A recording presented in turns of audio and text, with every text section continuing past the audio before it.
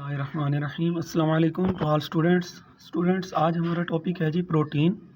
Biology के second chapter का जी ये टॉपिक है बायोकेमिस्ट्री का, जिसके अंदर हम पढ़ेंगे फर्स्ट ऑफ ऑल प्रोटीन होते क्या है, इनकी कंपोजिशन क्या होती है, उसके बाद इनकी टाइप्स क्या होती हैं, इनके फंक्शंस क्या होते हैं। सो ये आज हम डिस्कस करेंगे। तो let's start. First of all proteins क्या होते हैं, define proteins. So proteins are the polymers of amino acids. ये अमाइनो एसिड्स के पॉलीमर्स होते हैं। पॉली कहते हैं मैनी को, मर्स यूनिट्स को कहा जाता है, यानी many units of amino acids combine to form protein. Protein बनाने के लिए अमाइनो एसिड्स के बहुत सारे यूनिट्स, कौन से, इसके मोनोमर्स, बहुत सारे यानी मोनोमर्स, छोटे यूनिट्स इसके कंबाइन होते हैं और पॉलीमर्स यानी प्रोटीन वो बनाते हैं। छोटे यूनिट कंबाइन होकर एक बड़ा यूनिट बनाते हैं जिसको हम प्रोटीन कहते हैं।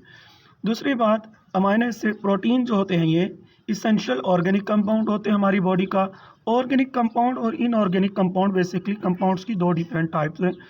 ऑर्गेनिक कंपाउंड्स ऐसे कंपाउंड्स होते हैं जिनके अंदर कार्बन और हाइड्रोजन बैक वक्त साथ पाए जाते हैं, कार्बन, हाइड्रोजन, ऑक्सीजन वगैरह। और इनऑर्गेनिक कंपाउंड्स ऐसे होते हैं जहाँ पर ये बैक वक्त साथ नहीं पाए जाते। सो देखें जी, जैसे कार्बन और हाइड्रोजन, फॉर एग्जांपल CO2 ये एक इनऑर्गेनिक कंपाउंड है, लेकिन प्रोटीन एक ऑर्गेनिक कंपाउंड है क्योंकि इसके अंदर कार्बन, हाइड्रोजन एक साथ पाए जाते हैं। अमाइनो एसिड्स क्या होते हैं, ऊपर हमने पढ़ा है कि अमाइनो एसिड्स के अमाइनो एसिड्स होते हैं मोनोमर्स, छोटे छोटे यूनिट्स होते हैं। मोनोमर्स भी कह सकते हैं इनको, बिल्डिंग ब्लॉक्स भी कह सकते हैं हम प्रोटीन के। तो बहुत सारे अमाइनो एसिड्स कंबाइन होकर प्रोटीन बनाते हैं। Amino acids are building block of protein. Amino acids protein के बिल्डिंग ब्लॉक होते हैं। उसके बाद तकरीबन 170 टाइप्स के अमाइनो एसिड्स एक सेल के अंदर पाए जाते हैं, यानी सेल के अंदर अमाइनो एसिड्स तकरीबन 170 किस्म के होते हैं और इन 170 में से 25 जो होते हैं वो प्रोटीन के कॉन्स्टिट्यूएंट्स होते हैं, प्रोटीन के अज्जा में शामिल होते हैं। तो मैं दोबारा रिवाइज करा दूं कि प्रोटीन अमाइनो एसिड्स के पॉलीमर्स होते हैं, यानी बहुत सारे अमाइनो एसिड्स मिलकर प्रोटीन बनाते हैं। दूसरा, ये इनके अंदर इसेंशियल ऑर्गेनिक कंपाउंड है ये हमारी बॉडी का, और इनके अंदर कार्बन, हाइड्रोजन, ऑक्सीजन और नाइट्रोजन पाए जाते हैं। ऑर्गेनिक कंपाउंड्स बेसिकली दो टाइप्स होते हैं, ऑर्गेनिक और इनऑर्गेनिक। तो प्रोटीन ऑर्गेनिक इन नेचर होते हैं। उसके बाद अमाइनो एसिड्स प्रोटीन के बिल्डिंग ब्लॉक होते हैं। एक सेल के अंदर तकरीबन 170 किस्म के अमाइनो एसिड्स पाए जाते हैं, जिनमें से तकरीबन 25 प्रोटीन के कॉन्स्टिट्यूएंट्स होते हैं। अब चलते हैं अमाइनो एसिड्स के टाइप्स की तरफ कि अमाइनो एसिड्स की कितने टाइप्स होती हैं। तो अमाइनो एसिड्स की दो टाइप्स होती हैं, इसेंशियल अमाइनो एसिड्स और non essential amino acid, essential और नॉन इसेंशियल। सो इसेंशियल अमाइनो एसिड्स क्या होते हैं, नॉन इसेंशियल क्या होते हैं। इसेंशियल अमाइनो एसिड्स ऐसे होते हैं जो हमारी बॉडी के लिए ज़रूरी होते हैं लेकिन बॉडी में पाए नहीं जाते, यानी बॉडी के अंदर सिंथेसाइज नहीं होते, बट बॉडी की फंक्शनिंग के लिए ये बहुत ज़्यादा ज़रूरी होते हैं। इसी वजह से हमें इनको बाहर से अपनी बॉडी को सप्लाई करना पड़ता है, बाहर से बॉडी को अवेल करना पड़ते हैं। ये can't be synthesized in our body, हमारी बॉडी में सिंथेसाइज नहीं होते। Can be taken from outside in the form of food. तो ऐसी खुराक जिसमें प्रोटीन ज़्यादा हो वो खाकर ये बॉडी को फ्राहम किए जाते हैं। फॉर एग्जांपल मीट, यानी कि गोश्त हो गया, जिसमें सारे प्रोटीन ही होते हैं। उसके बाद नॉन इसेंशियल अमाइनो एसिड्स ऐसे होते हैं जो हमारी बॉडी के लिए इतना ज़्यादा ज़रूरी नहीं हो, ज़रूरी होते हैं लेकिन जितना कि इसेंशियल होते हैं उतना नहीं, और ये बॉडी के अंदर ही सिंथेसाइज होते हैं। इस वजह से इनको हम ज़्यादा इंपॉर्टेंस हैं, ज़रूरी होते हैं लेकिन ये बॉडी के अंदर ही सिंथेसाइज होते हैं। इसलिए हमें इनकी टेंशन नहीं होती, बाहर से सप्लाई करने की हमें ज़रूरत ही नहीं पड़ती क्योंकि हमारी बॉडी खुद ही इनको सिंथेसाइज कर रही होती है, पैदा कर रही होती है। दूसरा, can't be taken from outside in the form of food. वही बात कि बाहर से खुराक की सूरत में बॉडी को फ्राहम करने की ज़रूरत नहीं होती। ज़रूरत होती है तो वो इसेंशियल की होती है क्योंकि वो बॉडी के अंदर पैदा नहीं होते बल्कि उन्हें हमें बाहर से बॉडी को सप्लाई करना पड़ता है। सो उसके बाद देखें जी, अमाइनो एसिड्स का जनरल फार्मूला क्या होता है, यानी प्रोटीन की बेसिक इकाई जिसको हम कहते हैं उसका जनरल फार्मूला क्या है। General formula of amino acids है जी, कार्बन सेंटर में आता है, उसके बाद इसके टॉप कॉर्नर पर जी आता है टॉप कर, यानी अपर कॉर्नर पर आता है आर ग्रुप होता है। आर हमारे पास कोई हाइड्रोजन भी हो सकता है या कोई मिथाइल ग्रुप भी हो सकता है। नीचे हमारे पास लोअर साइड पर इसका आता है हाइड्रोजन होता है, और राइट हैंड साइड पर कार्बोक्सिल ग्रुप, और लेफ्ट हैंड साइड पर जी होता है इसका अमाइनो ग्रुप। टॉप पर आर ग्रुप, नीचे एच, राइट हैंड साइड पर कार्बोक्सिल ग्रुप और लेफ्ट हैंड साइड पर amino group. COOH carboxyl group को शो करता है, NH2 अमाइनो ग्रुप को शो करता है, R हाइड्रोजन भी हो सकता है और CH3 भी। अगर R हाइड्रोजन होगा तो फिर ये ग्लाइसिन होगा, यानी ग्लाइसिन भी अमाइनो एसिड्स की कैटेगरी में ही है।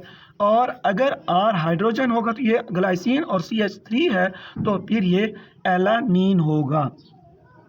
और यही दोनों आप पढ़ते हैं सिंथेसिस ऑफ प्रोटीन। प्रोटीन कैसे सिंथेसिस होते हैं हमने पीछे पढ़ा है कि अमाइनो एसिड यानी छोटे छोटे मोनोमर्स तो मोनोमर्स प्लस मोनोमर तो ये ग्लाइसिन और एलानीन दोनों मोनोमर हैं अमाइनो एसिड्स वाले। तो ये दोनों मोनोमर्स यानी अमाइनो एसिड्स कंबाइन होते हैं और एक पॉलीमर बनाते हैं जिसको हम प्रोटीन कहते हैं। तो देखें कैसे जी, यहाँ पर ये आर ग्रुप आ गया, सॉरी कार्बन के साथ ये अमाइनो ग्रुप लगा रहा हूँ मैं। यहाँ पे ये नाइट्रोजन, क्योंकि ऊपर H2 थे तो H2 साथ लिखने की बजाय मैं इनको सेपरेट फॉर्म में लिखता जा रहा हूँ, हाइड्रोजन, और यहाँ पर भी हाइड्रोजन आ गया। ये अल्फा कार्बन आ गया। अल्फा कार्बन इसलिए कहते हैं, एक तो ये सेंटर में है, दूसरा इसकी तमाम वैलेंसीज सेटिस्फाइड हैं, चारों वैलेंसीज इसकी सेटिस्फाइड हैं। उसके बाद देखें जी, अल्फा कार्बन के ऊपर यहाँ पर ये क्योंकि ग्लाइसिन है, यहाँ पर मैं हाइड्रोजन लगा रहा हूँ, नीचे इसका हाइड्रोजन वही ये फार्मूले वाला आ गया।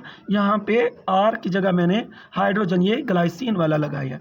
उसके बाद देखें जी, कार्बोक्सिल ग्रुप का ये C आ गया, ये डबल बॉन्ड ऑक्सीजन और यहाँ पर बॉन्ड OH आ गया। तो ये है जी मेरे पास ग्लाइसिन। अब दूसरा है मेरे पास एलानीन मैं इस तरफ से भी ऐड कर सकता हूँ, इस तरफ से भी ऐड कर सकता हूँ, जहाँ से भी करना चाहूँ। ये दर हकीकत मोनोमर जितने ज़्यादा कंबाइन होते जाएंगे हमारा पॉलीमर उतना बड़ा बनता जाएगा, उतने ज़्यादा बनते जाएंगे। सो देखें ये ग्लाइसिन हो गया, मैं इधर राइट हैंड साइड से ऐड कर रहा हूँ एलानीन को। तो देखें जी, यहाँ पर ये दोबारा अल्फा कार्बन आ गया, यहाँ पर नाइट्रोजन आ गया, यहाँ पर इसका 2 हाइड्रोजन आ गए यानी अमाइनो ग्रुप आ गया, और यहाँ पर अल्फा कार्बन का ऊपर CH3 एलानीन वाला आ गया, नीचे ये हाइड्रोजन आ गया, और आगे ये कार्बोक्सिल ग्रुप का C, double bond O, single bond OH। अब देखिए प्रोटीन कैसे बनेगा।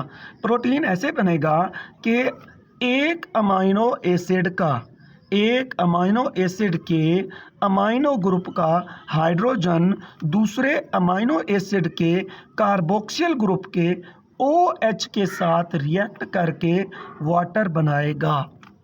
सो ये एक अमाइनो एसिड का OH ग्रुप रिलीज होगा, दूसरे का हाइड्रोजन, ये दोनों मिलके वाटर बना देंगे, और इस तरह से 2 अमाइनो एसिड्स आपस में लिंक्ड हो जाएंगे। कैसे देखें जी, ये हमारे पास अमाइनो एसिड का ये अल्फा कार्बन आ गया, यहाँ पर इसका ये अमाइनो ग्रुप आ गया हाइड्रोजन, और यहाँ पर इसका ये हाइड्रोजन ग्लाइसिन वाला आ गया, ये एलानीन था, glycine plus alanine, monomer combine. अच्छा जी, ये हाइड्रोजन आ गया, उसके बाद ये फार्मूले वाला हाइड्रोजन आ गया, और ये कार्बोक्सिल ग्रुप। अब देखें कार्बोक्सिल ग्रुप का यहाँ पे कार्बन बचा और ये डबल बॉन्ड ऑक्सीजन बचा, ये मैंने लगा दिया। अब OH क्यों नहीं लगाया, क्योंकि OH हाइड्रोजन के साथ मिलकर पानी बन गया है। तो उसके बाद अब कार्बन और नाइट्रोजन इधर से बराह रास्त लिंक्ड हो गए हैं, ये हाइड्रोजन इसका बच गया है, और उसके बाद ये अल्फा कार्बन आ गया इसका, और अल्फा कार्बन के ऊपर ये CH3, ये एलानीन वाला, ये हाइड्रोजन, और ये साथ इसका आ गया जी कार्बोक्सिल ग्रुप, क्योंकि अमाइनो ग्रुप तो इधर यूटिलाइज हो गया था ना तो पेप्टाइड बॉन्ड प्रोटीन बनाने में। सो ये हमारे पास डबल बॉन्ड ऑक्सीजन और यहाँ पर सिंगल बॉन्ड OH आ जाएगा। अगर इसी तरह से और मोनोमर को जोड़ना चाहते हैं तो ये वाला खाना इसकी साइड भी खाली है, ये वाली स्पेस भी खाली है, यहाँ पे जोड़ेंगे तो मतलब नेक्स्ट आने वाले अमाइनो, अगर इस साइड से जोड़ेंगे तो नेक्स्ट अमाइनो एसिड के अमाइनो ग्रुप का हाइड्रोजन इस OH के साथ रिएक्ट करके वाटर बना जाएगा और कार्बन और नाइट्रोजन आपस में लिंक्ड होकर पेप्टाइड बॉन्ड बना देंगे। अगर इधर से जोड़ेंगे तो नेक्स्ट आने वाले अमाइनो एसिड के कार्बोक्सिल ग्रुप का OH इस अमाइनो एसिड के अमाइनो ग्रुप के हाइड्रोजन के साथ रिएक्ट होकर वाटर बना देगा। इस तरह से जितनी भी बड़ी चेन बनती जाएगी हमारे पास पॉलीमर्स उतने ज़्यादा होते जाएंगे। तो ये हमारे पास एक पेप्टाइड बॉन्ड बन गया है कार्बन और नाइट्रोजन के दरमियान। याद रहे प्रोटीन्स के अंदर पेप्टाइड बॉन्ड होता है।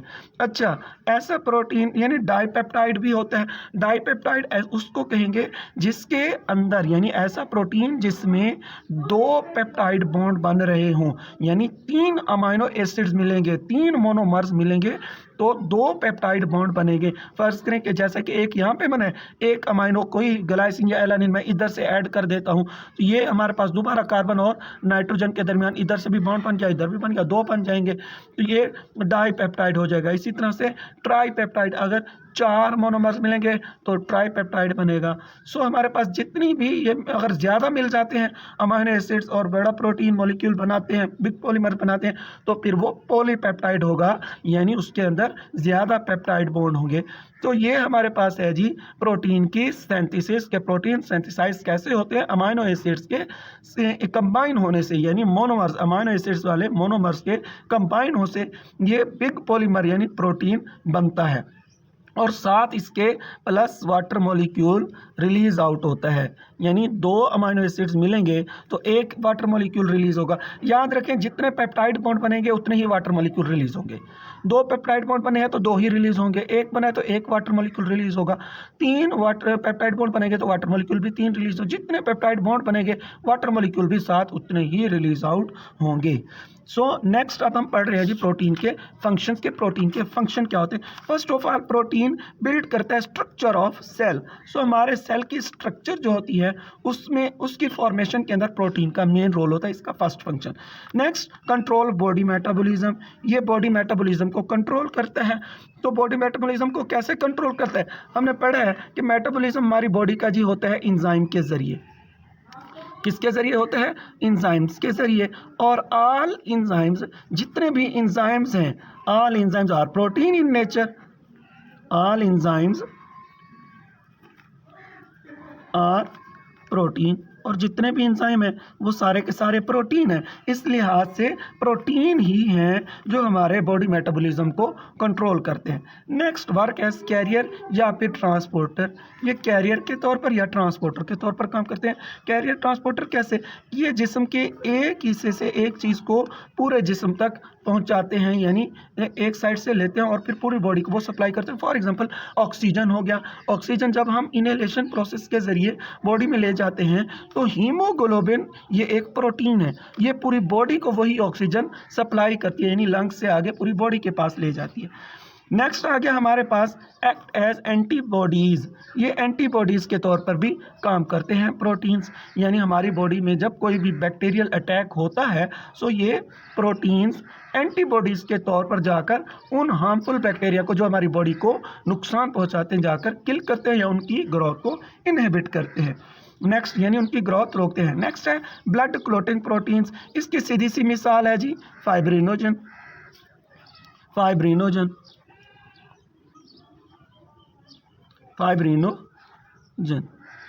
फाइब्रिनोजन ये एक ब्लड क्लॉटिंग प्रोटीन है। जब भी हमें कोई चोट वगैरह लगती है तो थोड़ा सा वहाँ पे हमारा खून वगैरह बहता है, उसके बाद थोड़ी देर बाद हम देखते हैं वहाँ पे ब्लड क्लॉट यानी खून का लोथड़ा बन जाता है और ब्लीडिंग जो है वो स्टॉप हो जाती है। वो जो ब्लड क्लॉट बना है वो इसी फाइब्रिनोजन की वजह से है। ये जहाँ भी जाए ये ब्लड के क्लॉट्स बना देती है, उसको जमा देती है। स्पेशली जब कोई इंजरी वगैरह का केस आता है, कोई चोट वगैरह हमें लगती है तो वहाँ पर ये ब्लड लॉस को प्रिवेंट करने के लिए हमारे लिए बहुत बेनिफिशियल साबित होती है। और ये हमारे पास गॉड गिफ्टेड है, ये कोई बंदे की बनी हुई नहीं है, अल्लाह की तरफ से दी हुई है। और इसका काम ही यही है कि अगर कोई चोट वगैरह के केस में ब्लीडिंग होती है तो उसको वहाँ पर जाकर ब्लड क्लॉट बनाना और उस ब्लीडिंग को स्टॉप करना। उसके बाद कंट्रोल बॉडी मूवमेंट, हमारी बॉडी की जितनी भी मूवमेंट्स होती हैं उनको ये कंट्रोल करते हैं। याद रखें हमारी बॉडी की मूवमेंट्स को मसल्स कंट्रोल करते हैं और मसल्स में सारा गोश्त होता है और गोश्त नेचर इन प्रोटीन होते हैं, गोश्त के अंदर प्रोटीन मैक्सिमम क्वांटिटी में होते हैं, तो इस लिहाज से मसल्स भी प्रोटीन के बने हुए होते हैं। तो प्रोटीन्स हमारी बॉडी की मूवमेंट्स को कंट्रोल करते हैं। सो यहाँ तक तो ताजी प्रोटीन की हमने डिफाइन पढ़ी, उसकी कंपोजिशन यानी सिंथेसिस पढ़ी, उसके बाद अमाइनो एसिड्स का हमने इंट्रोड कराया, अमाइनो एसिड्स की टाइप्स हमने 2 पढ़ी हैं यहाँ पर कि एसेंशियल और नॉन एसेंशियल, उसके बाद प्रोटीन के फंक्शन। आज के लिए इतना ही। अगर हमारी वीडियो अच्छी लगी है तो इसे लाइक करें, चैनल को सब्सक्राइब करना बिल्कुल भी ना भूलें।